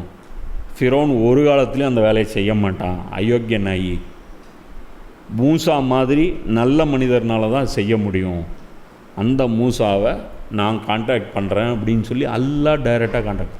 இது அல்லாஹ்வுடைய எவ்வளோ பெரிய கருணைன்னு பாரு. இவங்க சொல்கிறாங்களே கடவுள் இருந்தால் வர சொல்லுதே, கடவுள் வந்து தான் இருக்கிறாங்க. புரியுதா? இப்போ நீ சாதாரணமாக உலகம் இயங்கிறத வச்சுக்கோ, ஒரு கவர்மெண்ட் இருக்குது, ஒன்றும் பண்ணாது, டேக்ஸை வாங்கிக்கும். எப்படி? டேக்ஸ் வாங்கிக்கும், வரி போடும், எல்லாத்தையும் பண்ணும், ரோடு தராது, அது தராது. இந்த கவர்மெண்ட்டை யாராவது இது கவர்மெண்ட்டுன்னு ஒத்துக்குவோமா? புரியுதா? அப்படி தான் இப்போ நீங்கள் கடவுளை வைக்கிறீங்க. தொழுகை கடவுள் வாங்கிக்குவார், நோன்பு வாங்கிக்குவார், ஜக்காத்தை வாங்கிக்குவார், ஹஜ்ஜை வாங்கிக்குவார். இங்கே ஈரான் எக்கோட கட்டு நாசமாக போட்டோம், சவுதி எக்கோட கட்டு நாசமாக போட்டோம், ஹுர்முஸ் மூடட்டும் மூடாமல் இருக்கட்டும், எவன் எக்கேடு கட்டு போனால் எனக்கு என்ன? அக்குனா மட்டாட்டா பாலிசியை தூக்கி கடவுளுக்கு கொடுத்துருக்கீங்க. கடவுள் ஒன்லி வேடிக்கை மட்டும் பார்ப்பார், சூப்பராக பார்ப்பார், நல்லா பார்ப்பார். நமக்காவது கம்மியாக தெரியும், அவருக்கு டபுள் ட்ரிபிளாக தெரியும். நமக்கு பகலில் ஒரு மாதிரியாக தெரியும், நைட்டில் ஒரு மாதிரியாக தெரியும். எங்கள் கடவுள் எப்படிப்பட்டது தெரியுமா? பகலும் நைட்டும் ஒரே மாதிரி பார்ப்பான். பூமியில் நடக்கிற அநியாயத்தையும் பார்ப்பான், உள்ள சப்மரீனுக்குள்ளே நடக்குது பாரு அநியாயம், அதையும் வேடிக்கை பார்ப்பான். அப்போனா எக்ஸ்ட்ரா தான் உனக்கு வரும். ஏதோ நான் கூட இருட்டில் நடந்த அநியாயம் கூட தெரியாதுன்னு நினச்சிட்டு உன் கடவுளை வந்து மேலே நடக்கிற அநியாயத்தை நான் திட்டிகிட்டு இருக்கேன். நீ என்ன சொல்லிகிட்டு இருக்கிற? இருட்டில் நடக்கிற அநியாயம் தெரியுங்கிற. சரி ஓகே, காசாவை பார்க்கும்போது ஒரே நேரத்தில் லெபனானில் அட்டாக் பண்ணிட்டா உன் கடவுளுக்கு தெரியாதுன்னு நான் நினச்சிட்டு இருந்தேன்.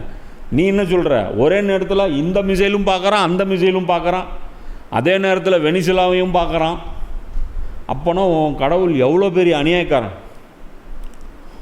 ஊரில் இருக்கிற பாதி அநியாயம் தான் நம்ம கவனத்துக்கே வருது, மீடியா காட்டுறது. உன் கடவுளுக்கு மீடியா காட்டாத எல்லா அநியாயமும் தெரியுது. அப்போனா எங்களுக்கே இவ்வளோ காண்டாகுதுன்னா உன் கடவுளுக்கு எவ்வளோ காண்டாகணும்? அவ்வளோ காண்டு. இப்போ என்னால் முடிஞ்சால் இந்த அநியாயத்தை நானே தடுத்துருவேன், அப்படி தானே ஒவ்வொருத்தனும் சொல்கிறான்.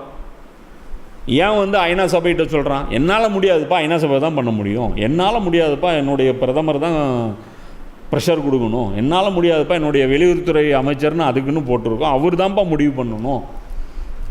அப்போது எல்லாம் முடிகிற கடவுள், எல்லாம் தெரிஞ்ச கடவுள் ஏன் வேடிக்கை பார்க்குறாரு? வேடிக்கை பார்க்க சொன்னார்னா இதை விட ஒரு பைத்தியக்காரத்தனம் கடவுளுக்கு டெஃபினேஷன் வேறு என்ன இருக்க முடியும்? என் கடவுள் வேடிக்கை மட்டும் சூப்பராக பார்ப்பார், அவருக்கு ஒரு குறை வச்சுன்னா நரகத்தில் தூக்கி போட்டுருவேன். அதானே சொல்கிறீங்க? தொழுவில்னா நரகத்துக்கு போயிடுவேன். உங்காருமே அது ஆள்தாலும் ஆள்தான். நரகத்திலிருந்து தப்பித்து கொள்ளுங்கள். வழிபாடு வழிபாடு வழிபாடு. அப்போ வழிபாடு தானே வேணும். இவங்க என்ன பண்ணுறாங்க? காலக்கண்ணு. இவங்க அதான் கரெக்டாக தான் விளங்கி வச்சுருக்கேன். நம்ம தீனில் அவங்க இருக்காங்க. யார்? பனி இஸ்ரேல். வழங்கணும், அல்லாஹ் வணங்கணும். அல்லாஹ் வர்றதுக்கு லேட்டாச்சு, போட்டு நம்மளே உருவாக்கியாச்சு. அல்லாஹ் நாங்கள் நன்றி கேட்டவங்களப்பா. கண்ணு முன்னாடி எங்களை காப்பாற்றிருக்கான். அவ்வளோ பெரிய கடலை பிறந்து அல்லாவுக்கு நாங்கள் நன்றி செலுத்தணும். சரி, இப்போ இங்கே என்ன விஷயம்னா, ஒரு கான்டாக்டு சென்டர் இருக்கணும். ஒரு கவர்மெண்ட் இருக்குது, சரியா? அதனுடைய கான்டாக்டு பாயிண்ட்ஸ் வைக்கிறாங்களா இல்லையா? எத்தனை இடத்துல வைக்கிறோம்? மக்களுக்கு ஒரு குற்றம் நடந்தால் நீங்கள் வாங்க, உங்கள் பக்கத்தில் இருக்கிற போலீஸில் போங்க, உங்கள் ஏரியா போலீஸ் ஸ்டேஷனுக்கு போங்க. ஏன்னா பிரித்து வச்சுருக்கோம். ஏன்னா ஒரு ஊருக்கு ஒரு போலீஸ் ஸ்டேஷன் வச்சா அத்தனை பிரச்சனையும் கவனிக்கிறதுக்கு அந்த போலீஸ்னால் முடியாது.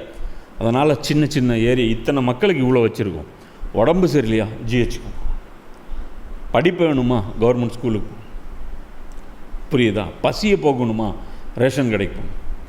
அரசாங்கம் வித் டச்சு இருந்துக்கிட்டே இருக்கு. நிலத்தகராறா? கோர்ட்டுக்கு போங்க, நீதி கிடைக்கும். நீங்களாக அடித்து பண்ணிக்காதீங்க. சட்டம் படித்து தெரிஞ்சவங்க இருக்காங்க, உங்கள் நிலங்களை முறையாக எப்படி பதிவு பண்ணணும் எல்லாம் வழிகாட்டுவாங்க. சரி, இதில் எதுவுமே இல்லாத புது பிரச்சனையா?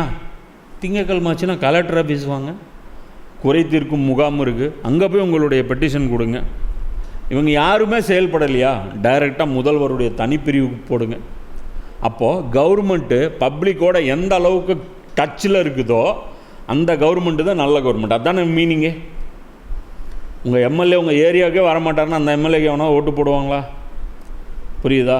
கடவுள், அதாவது கவர்மெண்ட்டு தான் மக்களை தொடர்பு கொள்ளுது.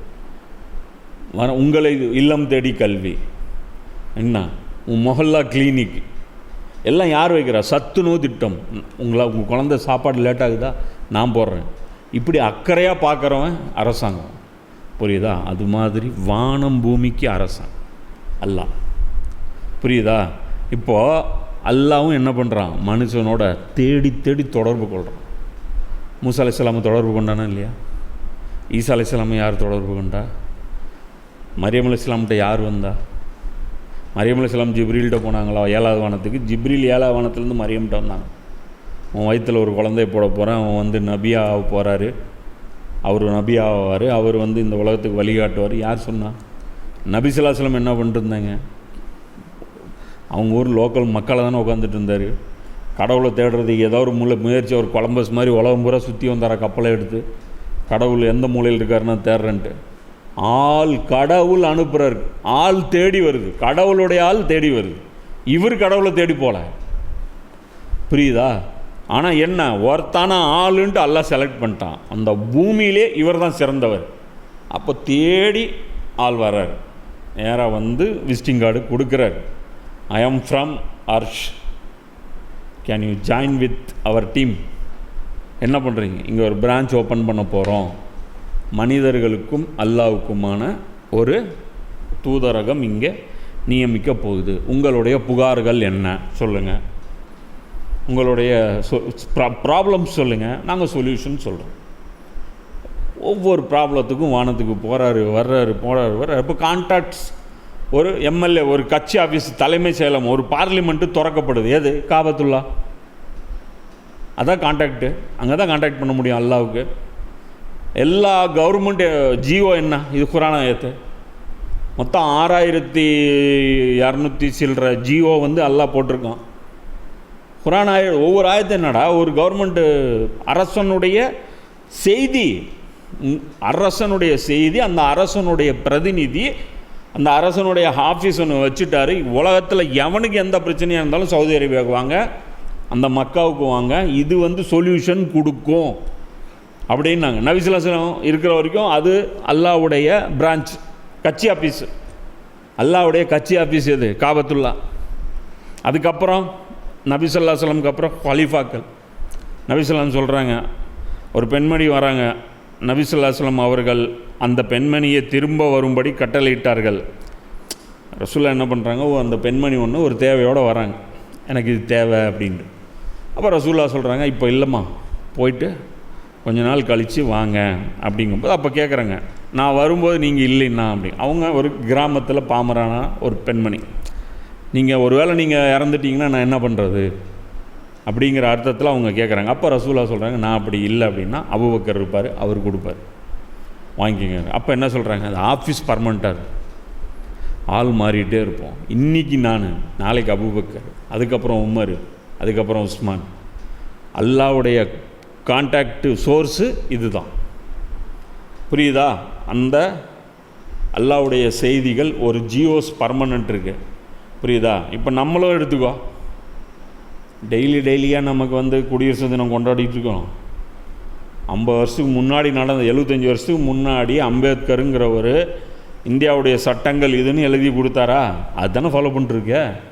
சிலது ஆட் ஆகிட்டே வருதில்ல, அதுதானே இஸ்லாம். சிம்பிள். இது புரியுதெல்லாம், இது புரியலன்னா உங்களை எதுவும் என்னத்தை போய் சொல்கிறது. இதுதான் இஸ்லாமு. நீங்கள் வேதம்ங்கிறீங்க, இவங்க அரசியல் சாசனங்கிறாங்க, ரெண்டும் ஒன்று தான். புரியுதா? அல்லாங்கிறது ஒரு, அதாவது அல்லாங்கிறவன் ஒரு அரசன், ஒரு ராஜா. அவனுடைய படைப்புகள் எல்லாமே அவனுடைய குடிமக்கள். புரியுதா? அவனுடைய தூதர் தான் வந்து எம்எல்ஏ, எம்பி. சரியா? ரசூலை வந்து எம்பி ஆகிக்கோ, நபியை வந்து எம்எல்ஏ ஆகிக்கோ. சரியா? அவங்களுடைய கட்சி ஆஃபீஸு உலகம் பூரா இருக்குது. பலஸ்தீனில் ஒரு ஆஃபீஸ் வச்சுருந்தாங்களா? யார்? மூசா அலைஹிஸ்ஸலாமு, தாவூத் அலைஹிஸ்ஸலாமெல்லாம் மக்கால இவங்க வச்சுருந்தாங்க. மதியனில் சாலி அலைஹிஸ்ஸலாம் வச்சுருந்தாங்க. அப்புறம் இந்த பக்கம் சாமூரா, சதும், ஆமூரா, இந்த ஊரில் லூத் அலைஹிஸ்ஸலாம் வச்சுருந்தாங்க. எல்லா நபிமார்களுடைய அந்த மஸ்ஜிதும் கட்சி ஆஃபீஸ் தானே. அல்லாஹ்வுடன் தொடர்பு கொள்கிறதுக்கான வாய்ப்பு தானே. அதுதானே அல்லாஹ் இங்கே என்ன சொல்கிறான், அல்லாஹ்னா பேசணும். நீங்கள் போய் அல்லாஹ்ட்ட பேசக்கூடாது, அல்லாஹ் வந்து உங்கள்கிட்ட பேசணும். இப்படி பேசின கடவுள் ஏதாவது இருக்கா? அப்படி இப்போ நம்ம போலி கடவுள் சொல்லுவோம். போலி கடவுள் சொல்லிட்டு திடீர்னு இப்படிம்பாங்க தர்காவில் அப்படிம்பாங்க. என்ன, அந்த கடவுள் வந்துருச்சு, கான்டாக்ட் பண்ணிடுச்சு. சரி, ஓகே, என்ன கான்டாக்ட் பண்ணிச்சு? ஒரு ஆடு அறுத்து எனக்கு சாப்பாடுக்கு. யாருக்கிட்ட கொடுக்கணும்? எனக்கு. சரி, எப்போ வந்து யார் சாப்பிடுவா? யார் மேலே வந்துச்சோ அவன் திம்மா என்ன பண்ணுவான். கேட்டால் என்ன, இது சாப்பிடல, இதுக்குள்ளே இருக்குல்ல, அது அப்பயும் பிச்சை எடுக்க தான் வருமா உங்கள் கடவுள்? ஏற்கனவே வாங்கி கட்டிட்டு தான் கடவுள் இருக்குது. எனக்காக ஒரு இடத்த கட்டு, எனக்காக ஒரு அதை கொடு, எனக்காக இதை கொடு, எனக்கு காணிக்க கொடு, இத்தனையும் கேட்குது. அப்படி நேரில் வந்தால் கூட எனக்கு சோறு கொடு. புரியுதா? பிச்சைக்காரனாக ஆகி வச்சுருக்கோம் நம்ம கடவுளை. சரியா? இந்த மாதிரி குட்டி குட்டி போலி கடவுள்களை உருவாக்குறதுனால இன்னும் கேவலப்படுத்துகிறோம். வெறும் தேவை தான். உண்டியல் ஒன்று வச்சுக்க வேண்டியது ஃபுல்லாக ரொம்ப காபத்தில் எங்கே உண்டியல் இருக்கா? எங்கே இருக்கு உண்டியல்? ஒன்றும் கேட்கலாம். புரியுதா? அல்லாஹ் ஒன்று எந்த பள்ளிவாசலில் வணங்குறதுக்கு என்ன வச்சுருக்கு? அல்லாஹ்வுக்கு நீங்கள் இபாதத்தே நாம் கெஞ்சி கேட்டதுனால கற்றுக் கொடுத்தான் தொழுகை. இவங்க என்னவோ அந்த தொழுகையை வந்து அல்லாஹ்வுக்கு செய்கிற மிகப்பெரிய உபகாரம் மாதிரியும் அப்படின்னு வந்து இதுக்கு நம்மகிட்ட கேட்டால் சொல்லுவாங்க, ஏன் இவன் கெடுத்து விட்றான். ஏற்கனவே மக்கள் ஊரில் தொழுவ மாட்டாங்க, தொழுகிற மக்களுடைய எண்ணிக்கையே ரொம்ப கம்மி. அதில் வந்து இன்னும் வந்து இவன் இப்படிலாம் பேசுனா மக்கள் வேறு மாதிரி நினச்சிக்க மாட்டாங்க. என்னத்தை போய் நினைப்பாங்க? நான் என்ன சொல்கிறேன், இஸ்லாத்தை ஃபுல்லாக ஃபாலோ பண்ணுங்கன்னு தான் சொல்கிறேன். தொழுகையும் விட்டுட்டு நாசமாக போங்கன்னு நான் சொல்கிறேன். வெறும் தொழுகையை ஏன் இஸ்லாமாக ப்ரொஜெக்ட் பண்ணுறீங்க? அதை தாண்டி ஏகப்பட்ட பொறுப்புகள் இருக்குது. புரியுதா? அல்லாஹ் வந்து சும்மாவாக இருக்கிறான், எவ்வளோ பொறுப்புகள் நமக்காக சுமத்தியிருக்கான். இப்போ அந்த நிர்வாகம் வந்து சரியாக செயல்படலைன்னு வச்சுக்கோ, திட்டு யாரு குழுவும்? கவர்மெண்ட்டு சரியில்லை. புரியுதா? கவர்மெண்ட் வந்து சொல்லுது பேங்க் அக்கௌண்ட்டில் 5000 போட சொல்லி அல்லது 7000 போட சொல்லி. காலையில் எழுந்திரிச்சு பார்க்குறீங்க எல்லா வீட்லேயும் வந்துருச்சு, அல்லது ஒரே வீட்டில் இந்த ரூமுக்கு வந்துச்சு அந்த ரூமுக்கு வரல. இப்போ என்ன நடக்கும்? கவர்மெண்ட்டு சரியில்லை. எது ஓட்டா விழுவும்னு நினைக்கணுமோ உள்டாவாக போகும், ஆன்டி ஓட்டாக போயிடும். எனக்கு தரல, அது தரல. பெண்கள் மத்தியில் அது ஒரு பிரச்சனை இருக்கான். சரியா? இது வந்து தகுதி வாய்ந்த பெண்கள்னு சில பெண்கள் கழிச்சிட்டாங்களா, லஞ்சம்னு ஆகிப்போச்சு. பாரபட்சம் இல்லாமல் கொடுத்து போயிருந்தாங்கன்னா அது வேறு மாதிரி. எல்லாமே இதுதான். அப்போ என்ன பண்ணுறது? கீழே இருக்கிறவன் ஒழுங்காக டிஸ்ட்ரிபியூட் பண்ணலைன்னா, கீழே இருக்கிறவன் கரெக்டாக அவன் சொன்ன வேலையை, கவர்மெண்ட் சொன்ன வேலையை செய்யலைன்னா கெட்ட பேர் யாருக்கு வரும்? கவர்மெண்ட் வரும். அதுதான் இன்றைக்கி நம்ம வாங்கிட்டு. புரியுதா? இன்றைக்கி நம்ம வாயை திறந்தால் நம்மளுடைய குரல் என்ன குரல்? கழுதையின் குரல். அதனால் எவன் கேட்டாலும் நமக்கு எரிச்சலாக தான் இருக்கும். இப்போ இன்றைக்கி அல்லாஹ்வுடைய தூதரகம் எது? அல்லாஹ்வுடைய அந்த ஹிதாயத்தை, அந்த வழிகாட்டுதலை உலகத்திற்கு சொல்லி கொடுக்க வேண்டிய தூதரகம் எது? ஹப்பு, ஹிஜாஸ், சவுதியுடைய நிர்வாகம். புரியுதா? இன்றைக்கி என்ன ஆகிப்போச்சு? அந்த நிர்வாகம் அல்லாஹ்வுடைய தூதராக செயல்படுவதற்கு பதிலாக ஷைத்தானுடைய தூதராக செயல்படுது. சரியா? இன்றைக்கி வந்து இஸ்லாம் வந்து உலக அளவில் வந்து கெட்ட பேர் சம்பாதிக்குதுன்னா இந்த கேடுகட்ட இந்த நிர்வாகத்தின் காரணத்தினால தான். இந்த காதிமே ஹரமைன்னு இவங்க தங்களை தாங்களே அழைச்சிக்கிட்டு இந்த முதுகெலும்பு இல்லாத, சொரணை இல்லாத, ஈமானிய உணர்வு இல்லாத இந்த அரபு மன்னர்கள்னால தான் அவர்களை ஆதரிக்கிறாங்கள அந்த ஆலிம்கள். அதனால தான் இன்றைக்கி வந்து நமக்கு வந்து கெட்ட பேர் வருது. சரியா? அப்போது இவங்க வந்து இது பண்ணுறாங்க. இது ஒரு மிகப்பெரிய பாவத்தை வந்து இவங்க சுமக்கிறாங்க. இதுதான் முதல்ல நாம் புரிஞ்சிக்க வேண்டிய விஷயம். கடவுள்னால் முதல்ல மனிதனை கம்யூனிகேட் பண்ணணும். மனிதன் போய் கடவுளை கம்யூனிகேட் பண்ண நீ நினச்சா 7ஆம் வானத்தில் இருக்கிற அல்லாஹ் போய் பார்க்க முடியுமா? அல்லாஹ் நினச்சா ஒரு ஆள் அனுப்பி உன்னை கான்டாக்ட் பண்ண முடியும், என்ன கான்டாக்ட் பண்ண முடியும். புரியுதா? அப்போ கடவுள்னால் கான்டாக்ட் பண்ணணும். மாட்டுக்கு நீ ஒரு சிலையை வச்சுக்கிட்டு என்ன, நீ தானே அதை செஞ்ச. அந்த மாடு தானாக வந்து அது தன்னைத்தானே ஒரு சிலையாக உருவாக்கிட்டு உன் முன்னாடி வந்து நின்று அது பூனுச்சா? நீ செஞ்சு ஒரு ஷேப்பு கொடுத்து அது ஒரு பூனு கத்த வச்சுட்டு கத்தி வச்சு பார்த்தியா, சாதா வேறு எதாவது இருந்தால் கத்துமா, சக்தி இல்லைன்னா கத்துமா அப்படின்னா கத்துனாலே சக்தி இருக்குன்னு நம்புவீங்களாடா? அல்லாஹ் தான் கேட்குறேன். கத்திச்சுன்னா போதுமாடா? அந்த கத்துறதுக்கே இப்படி நீ ஒரிஜினல் மாடு எவ்வளோ கத்துது? பொம்மை மாடு ஒரே டோன் தான் சத்தம் விடுது. இதை அடிக்கும்போது இது குட்டி போடுச்சுன்னு அப்படிங்கும். எத்தனை மே இருக்கு? ஒரு மேவாக இருக்குது. அப்போ என்ன விஷயம்னா கத்துறவெல்லாம் கடவுளா? அல்லாஹ் தான் கேட்குறேன். இன்னாங்கடா உங்கள் டெஃபினேஷனு. அப்போ மூசா நபி கையிலேருந்து எடுத்துன்னு பார்த்தியா, உன்னால் முடியல, இல்லை நான் தான் கடவுள் இப்படியா சொன்னார்? நான் கடவுளுடைய வேலைக்காரன் அப்படின்னாரு. பார்த்தியா, உன்னால் முடியாத நான் செய்கிறேன். கடவுள்னால் மட்டும்தான் மனுஷனால் முடியாததை செய்ய முடியும். ஆனால் நான் மனுஷன் முடியாததையும் நான் செய்கிறேன். ஆனால் நான் மனுஷன்தான், நான் கடவுள் கிடையாது. அப்போனா அது டபுள் கன்ஃபார்ம் ஆகுது. ஏன்னா இதை நினச்சி அவர் கடவுளாக ஆக முடியும். புரியுது? அவன் சூரிய கடவுள், இவர் சூரியன் மாதிரி கையை மின்னுது. அப்போ இவர் சூரிய வம்சமா அவன் சூரிய வம்சமா? இவர் தான் சூரிய வம்சம். அப்போ அதை வந்து அவர் யூஸ் பண்ணல இல்லை. அப்போ அல்லாஹ் சொல்கிறான், பிறகு அவர்கள் உருவாக்கியவை அனைத்தும் தகர்ந்து விட்டன, மேலும் உண்மையிலேயே வழி தவறிவிட்டோம் என்பதை அவர்கள் உணர்ந்தனர். அப்போது அவர்கள் கூறலானார்கள், எங்கள் இறைவன் எங்களுக்கு கருணை புரிந்து எங்களுக்கு மன்னிப்பு வழங்காவிட்டால் நிச்சயமாக நாங்கள் இழப்புக்குள்ளாகி இருப்போம். அப்போ இந்த இடத்துல வலம்மா சுகிதஃபி ஐதீஹிம், அதாவது அவர்கள் உருவாக்கியவை தகர்ந்து விட்டன அப்படின்னா என்ன அர்த்தம் அப்படின்னா, அது உழுல உடையல, அது மூசா நபி வந்து தான் உடைக்க போகிறார். அவங்க உருவாக்குனதை உடைச்சம்பிதான். இந்த ஆயத்தில் எல்லாம் என்ன சொல்கிறான் அப்படின்னா, அங்கே இருந்தவங்க மொத்தம் மூணு டீமாக இருந்துச்சு. நம்பர் 1 டீமு தீமை வந்து அது உருவாக்குறதுல அவங்களுக்கு உடன்பாடு கிடையாது. அவங்க வந்து மெஜாரிட்டி இவங்க தான் இருந்தாங்க, உருவாக்குனதில் அவங்களுக்கு உடன்பாடு கிடையாது. ரெண்டாவது சாரார் யாரானா, உருவாக்கும் போது சேர்ந்து செஞ்சாங்க, எல்லாம் கூட்டமாக செய்கிறாங்களே அப்படின்னு சொல்லிட்டு அவங்களும் கலந்துக்கிட்டாங்க. மனசில் பெருசாக உடன்பாடு கிடையாது, அதான் செஞ்சாங்க. செஞ்சதுக்கப்புறம் அதுக்கு வழிபாடு செய்ய ஆரம்பித்தாங்க பாரு. அப்போ ஃபஸ்ட்டு இங்கே என்ன நடக்குதுன்னு தெரியல.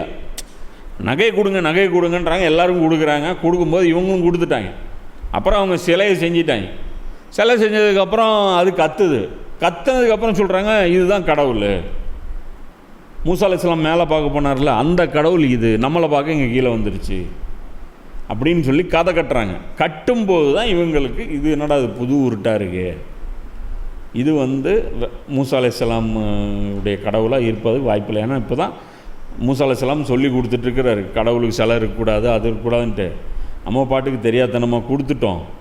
இது ஏதோ நம்ம கையை மீறி இது நடந்துருச்சு. அதுதான் இது அல்லாஹ் இந்த இடத்துல சொல்கிறான், அவர்கள் உருவாக்கியவை அனைத்தும் தகர்ந்து விட்டன. இப்படி நாம் உருவாக்குனதே தப்பாக, அதாவது மிஸ்டேக்காக நடந்துருச்சு அப்படின்னு ஒரு கூட்டம் உணர்ந்தாங்க. இது 2வது கூட்டம். 3வது கூட்டம் அவங்க கான்ஃபிடெண்ட்டாக இருக்காங்க. இப்போ வரைக்கும் மூசா அலைஹிஸ்ஸலாம் வர்ற வரைக்கும் அவங்க என்னவா இருக்காங்க, கான்ஃபிடெண்ட்டாக இருக்காங்க, நம்ம கரெக்டில் தான் இருந்தோம் அப்படின்னு. அதுதான் அல்லாஹ் சொல்கிறான், உண்மையிலேயே வழி தவறி விட்டோம் என்பதை அவர்கள் உணர்ந்தனர். இது 2வது கூட்டம். அவங்க உடனே என்ன சொல்லிட்டாங்க, எங்கள் இறைவன் எங்களுக்கு கருணை புரிந்து எங்களுக்கு மன்னிப்பு வழங்கிறாவிட்டால் நிச்சயமாக நாங்கள் இழப்புக்குள்ளாக ஆக்கியிருப்போம் அப்படின்னு சொல்லிட்டு அல்லாஹ் சொல்கிறோம். இந்த இடத்துல வந்து இவங்க என்ன எப்படி அதை செல்ஃப் ரியலைஸ் பண்ணுறாங்க அப்படின்னா, இது ஒரு பேட்டர்ன். இது எல்லா உம்மத்துக்கும் இதுதான் நடக்கும். சரியா? எல்லா உம்மத்துக்கும் இதுதான் நடக்கும். என்ன அப்படின்னா, மூசா அலைஹிஸ்ஸலாம் போயிட்டாங்க, வெயிட் பண்ணுங்க, நான் வந்து இபாதத்தெலாம் கற்றுக் கொடுக்குறேன் அப்படின்னு, அதுக்கு தான் போகிறேன் அப்படின்னு சொல்லிட்டு போயிட்டாங்க. இவங்க வழிபாடு சொல்லிக் கொடுங்க, இதான் நச்சரிச்சுட்ருக்காங்க. புரியுதா? எப்போவுமே இது ஒரு முக்கியமான விஷயம். நம்ம நினைக்கிறோம்ல, கடவுளை வந்து ஜும்மா தொழுகைக்கு வர்றதே கஷ்டம், ஏதோ நாங்கள் பயான்லாம் பேசி சுபுக்கு இந்த ஒரு 10 பேரை நிப்பாட்டி வச்சுருக்கோம், நீக்கு வந்து இதுவே பத்தாது அப்படின்னா எவன் வருவான்? நீ சொல்கிற இஸ்லாம் ஃபாலோ பண்ணுறதுக்கு எவன் வருவான்? நீ சொல்கிற இஸ்லாமுக்கு வந்து பணம் தேவைப்படுது, டைம் தேவைப்படுது, உழைப்பு தேவைப்படுது. என்ன அதில் வந்து எந்த பெனிஃபிட்டும் உலகத்தில் இருக்கவே இல்லை. எல்லா பெனிஃபிட் எல்லாமே தியாகங்களாக கிடக்கு. இந்த இஸ்லாத்துக்கு யார் வருவா அப்படின்னு சொல்லி நினச்சிக்கிறாங்களே. ஆனால் எப்போவுமே வழிபாடு செய்கிறது ஈஸி. இப்படி எங்களுக்கு கற்றுக் கொடுங்கன்னு மூசா நபியை நச்சரித்தவங்க அல்லாஹ் ஒரு பொறுப்பை கொடுத்தவொன்னே என்ன சொன்னாங்க, நீயும் அல்லாஹ் போய் சண்டை போடுன்ட்டாங்களா?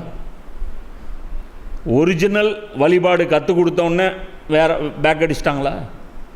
அப்போ அவ்வளோ பக்திமானா இவங்க இருந்தாங்களா?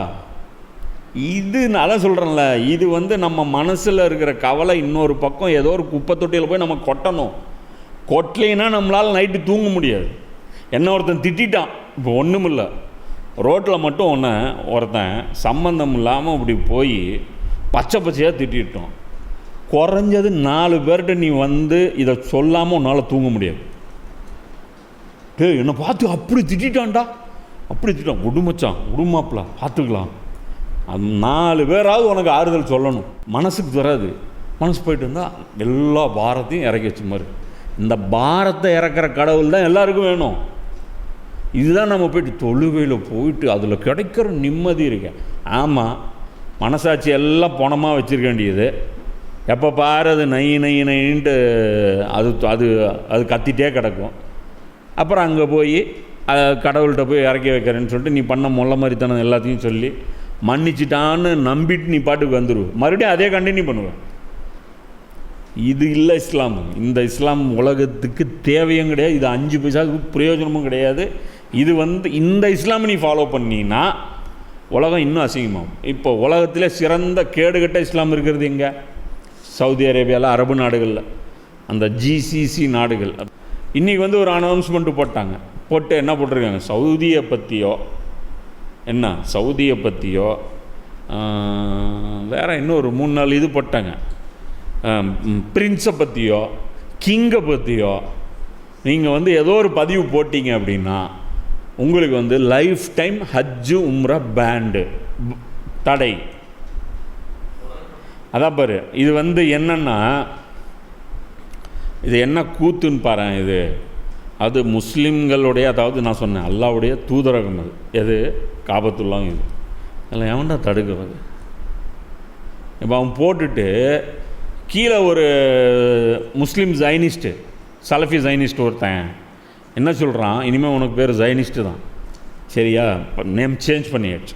சலஃபி சங்கிங்கிறதுலேருந்து ஜைனிஸ்ட்டாக நீங்கள் உங்களுக்கு ப்ரொமோஷன் கொடுத்துருக்கோம். உங்களை இனிமேல் ஜைனிஸ்ட்டுன்னு தான் அடையாளப்படுத்தணும். இந்த அரப் ஜைனிஸ்ட்டு இவங்க என்ன பண்ணுறாங்க, முஸ்லீம் ஜைனிஸ்ட்டு தமிழில் ஒருத்தன் பதிவு போடுறான், என்ன லிஸ்ட்டு கொடுக்குவா? இவர் பெரிய, அதான் சொல்கிறேன்ல, வெள்ளைக்காரனுக்கு எட்டப்பம் வேலை பார்க்குறது இவர் பெரிய பெருமை. இதெல்லாம் இது உனக்கு எவ்வளோ அசிங்கம். நான் அதான் சொன்னேன், லிஸ்ட்டு எழுதிக்கப்பா, பேரை என் பேர் எழுதிக்கோ. என்ன உங்கள் அப்பங்க ரசூலாவை தடுத்தாங்க, அவங்களும் ஹஜ்ஜுக்கு வர்றது தடுத்தாங்க உதய்பியாவில். அதே சுண்ணத்தை ஃபாலோ பண்ணுறீங்கடா, உருப்பிட்டுருவீங்கடா. நான் வேணால் ஏர்போர்ட்லேயே மொட்டை அடிச்சு திரும்பி போயிடுறேன். நானும் ரசூலோடைய சுண்ணத்தை ஃபாலோ பண்ணுறேன். வேணும் சென்னை ஏர்போர்ட் வரைக்கும் போயிட்டேன், எப்படி போனோன்னு சீல் வைக்க மாட்டாங்க, சும்மா நீங்கள் தான் மிரட்டுறீங்கள.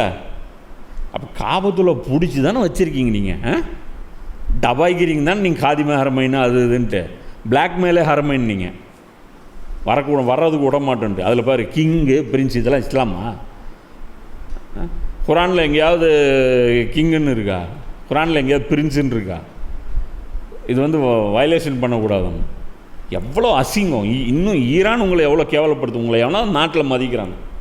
முஸ்லீம் அல்லாதவர் ஒருத்தர் போஸ்ட் இன்றைக்கி போடுறாரு, என்ன அப்படின்னா, ஈரானுடைய அந்த தைரியத்தை பாருங்கள் அப்படின்னு போடுறாரு. போட்டுட்டு ட்ரம்ப்புடைய ஃபோட்டோ போட்டு, இந்த பக்கம் நம்ம காதிமே ஹர்மைனு, இந்த பக்கம் ஈரானுடைய அந்த ஆர்மி ஆஃபீஸர். இவர் போட்டிருக்காரு கிஸ் மை டேஷு, இவர் கிக் மை டேஷ். இவர் கிஸ் பண்ணுவார், இவர் கிக் பண்ணுவார். இவர் எதை சொன்னாரோ அதை நீங்களே போட்டுக்குங்க, சரியா? அவரை கண்டித்து ஒரு அறிக்கை விடுறதுக்கு துப்பு இல்லை. ட்ரம்ப்பை கண்டித்து ஒரு அறிக்கை விடுங்களேன். அப்போ இங்கே என்ன விஷயம்னா, இது ஒரு மூமெண்ட் அவங்க எதிர்பார்த்துட்டே இருப்பாங்க. எது? இந்த சாமிரி மாதிரியான ஆட்கள், மூசா அலைஹிஸ்ஸலாம் இப்படி ஒரு டைம் போயிட்டு வரும்போது அவங்க ரெஸ்ட் பீரியட் கிடைக்குதுல்ல, அந்த டைமுக்கு கிடைக்கும்போது அவங்க என்ன பண்ணுறாங்க, டக்குன்ட்டு அந்த சொசைட்டியில் என்ன மைண்ட் செட் இருக்குதுன்னு ஆய்வு பண்ணுவாங்க. அந்த சொசைட்டியில் கடவுள்னு அவங்களுக்கு பயங்கரமாக அரிக்குது. நாங்கள் கடவுளுக்கு நாங்கள் ஏதோ ஒன்று செஞ்சாகணும். செஞ்சிடலாம் 2 நிமிஷம் வெயிட் பண்ணுங்கள், அவர் போட்டுரும், பக்காவாக செஞ்சிடலாம். இது வரைக்கும் பார்க்காத ஸ்பெஷல் ஐட்டமாக ஒன்று செஞ்சிடலாம் அப்படின்னு செஞ்சிடறோம். சூழ்நிலையை பயன்படுத்தி என்ன புதுசாக உருவான அந்த சீர்திருத்தத்தை, மூசா அலைஹிஸ்ஸலாம் தலைமையில் உருவான அந்த மூமெண்ட்டை அப்படியே ஸ்வீப் பண்ணி அதை நாசத்தின் பக்கம் கொண்டு போயிடலாம். இது மாதிரியான கூட்டம் எல்லா காலகட்டத்திலையும் இருக்கும். அதே மாதிரி எல்லா இறை தூதர் பிரச்சாரம் பண்ணும்போதும் இந்த மாதிரி ஒரு அந்த கெட்ட எண்ணம் கொண்ட அந்த கூட்டம் அதுக்குள்ளேயே தான் இருக்கும். இப்போ இவங்கன்னா வெளியிலேருந்து வந்தானா சாமிரி, கடலை பிளந்து மூசா அலைஹிஸ்ஸலாம் கூட்டு வந்தார்ல, அதில் தான் அவனும் இருந்தான். அப்போ இந்த சிலைக்கு நகையெல்லாம் கொடுத்தாங்களே அவங்களாம் யார்? அதில் தான் இருந்தாங்க அவங்களும். புரியுதா? பேச்சுக்கு மூசா நபிக்கு தலையாட்டின மாதிரி ஆட்டிகிட்டு இருந்தாங்க. என்ன அப்பயே மூசா அலைஹிஸ்ஸலாம்கிட்ட கொக்கியும் போட்டு பார்த்தாங்க, ஒரு சிலை ஒன்று செஞ்சு கொடுங்களேன் அப்படின்னு. அதெல்லாம் முடியாது, செய்யக்கூடாது அப்படின்னு சொன்னோன்னு என்ன பண்ணிட்டாங்க, பிளான் பிக்கு போயிட்டாங்க. சரி இவர் இருக்கிற வரைக்கும் செய்ய முடியாது, டைம் எடுத்துக்கலாம் அப்படின்னு. அது மாதிரி இது மாதிரியான கூட்டம் எப்போவுமே இருப்பாங்க. அவங்கள வந்து நாம் என்ன பண்ணோம், நம்ம வந்து கவனத்தில் வச்சு இந்த மாதிரியான ஆட்களை தலை தூக்க விடாமல் நம்ம வந்து அப்சர்வ் பண்ணிகிட்டே இருக்கணும். இதை அவாய்ட் பண்ணவே முடியாது. அவாய்ட் பண்ண முடிஞ்சால் மூசா அலைஹிஸ்ஸலாம் பண்ணியிருப்பார். அதை சொல்ல முடியும். நம்ம கூட்டத்தில் சுத்தமானவங்க மட்டும்தான் சேருவாங்களா? கலிசடைங்க கண்டிப்பாக சேரும். கெட்ட நோக்கத்தில் வருவாங்க, நம்மளை நல்லா ஜால்ரா போடுவாங்க. என்ன எல்லாம் அது சொல்லுவாங்கள்ல, கதம்படாவோ ஹம் துமாரே சாத்தேன் அப்படிமா. திரும்பி பார்த்தா சாத்தில் இருக்க மாட்டான். புரியுது? மொதல் எஸ்கேப் போய் ஓடிட்டுருப்பான். எல்லா அந்த பிரச்சாரத்துலேயும் பாரு கூட இருக்கிறவனு குழி பறிப்பாங்க. இதுவும் ஒரு படிப்பினை. மூசா அலைஹிஸ்ஸலாம் கூட இருந்தாங்க, போன கேப்பில் குழியை பறிச்சிட்டாங்க. இதுவும் வந்து நாம் வந்து காமிக்கணும். அது மாதிரி மௌலானா மௌதூதி கூட இருந்தவங்க, காமிதிங்கிறவர், சையத் காமிதின்னு, இன்றைக்கி அந்த ஆள் எங்கே உட்காந்துட்டுருக்கான்? அமெரிக்காவில் உட்காந்துட்டுருக்கான். இஸ்லாத்தில் இருக்கிற எல்லா விஷயத்தையும் மறுத்து போடுறது. ஜக்காத்து கொடுக்க வேண்டியதில்லை. ஏன்? ஜக்காத்துனா கவர்மெண்ட் டேக்ஸ் வாங்குது. கவர்மெண்ட் வாங்குறது தான் டேக்ஸு. இப்போ நீ இந்தியன் கவர்மெண்ட்டுக்கு டேக்ஸ் கட்டிகிட்டு இருக்கிறே இல்லையா? ஜிஎஸ்டி கட்டிட்டு தானே இருக்கிறேன். எவ்வளோ கட்டுற? 2% 18% கட்டி 2க்கு 18 கட்டிட்டேல்ல, அவ்வளோதான், முடிஞ்சு போச்சு ஜக்காத்து. அதுக்கு ஏன் தனியாக ஒரு ஜக்காத்து கொடுத்துட்டு? ஃபத்வா எப்படி இருக்குது? சூப்பராக இருக்குல்ல?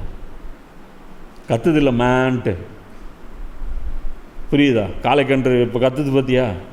சூப்பராக இருக்குங்க, அருமையான ஃபத்வா. கரெக்டுங்க, கவர்மெண்ட் தாங்க வசூல் பண்ணணும். நீங்கள் எப்படி தனியால் வசூல் பண்ணணும்? முடிஞ்சு போச்சு ஜோலி. சரியா? பர்தாவுக்கும் அதே மாதிரி தான். அதெல்லாம் ஒன்றும் இல்லைங்க, தேவைப்பட்டுச்சுன்னா போட்டுக்கலாம். தாடியும் அதே மாதிரி தான். அதெல்லாம் ஒன்றும் இல்லைங்க, அந்த ஊர் ஃபேஷனுங்க, அதனால் பண்ணாருங்க. எல்லாத்தையும் இப்படி மாற்றி மாற்றி மாற்றி மாற்றி மாற்றி. வட்டியும் அதே மாதிரி தான்.